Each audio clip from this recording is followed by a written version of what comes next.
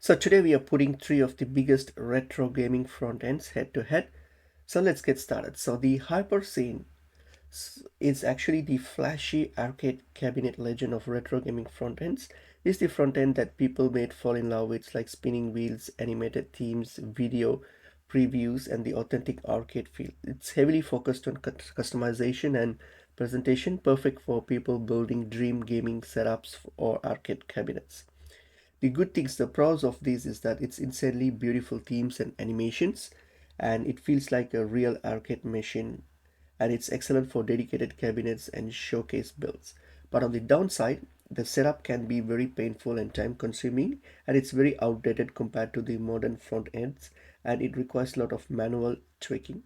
And the next one we're going to look into is the LaunchBox. So LaunchBox is basically the modern all-in-one solutions. It combines front-end simplicity with powerful library management. Also, like similar to almost like Steam for retro gaming. The good thing with this is that it's extremely beginner friendly and you have a clean modern user interface, and it's got great metadata scraping and artwork support, and also excellent controller support. But on the downside, it actually it has a heavy library that can slower the lower end PCs, and also the full experience required a paid license which you need to pay for it. And the only thing is it's Windows only. The support is only for Windows, so just keep that in mind too. The next one is the Batocera.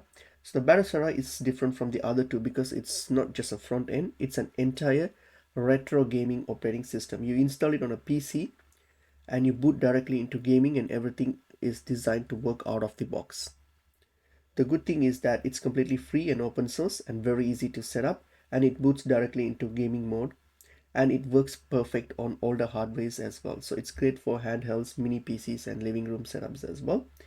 And on the downside, it has less customizable visuals than Hyperspin, and not ideal for deep Windows-based tweaking, and also some advanced emulator configs can be a bit tricky to do. So I would say if you want the best arcade experience, then go with Hyperspin. That's the best one.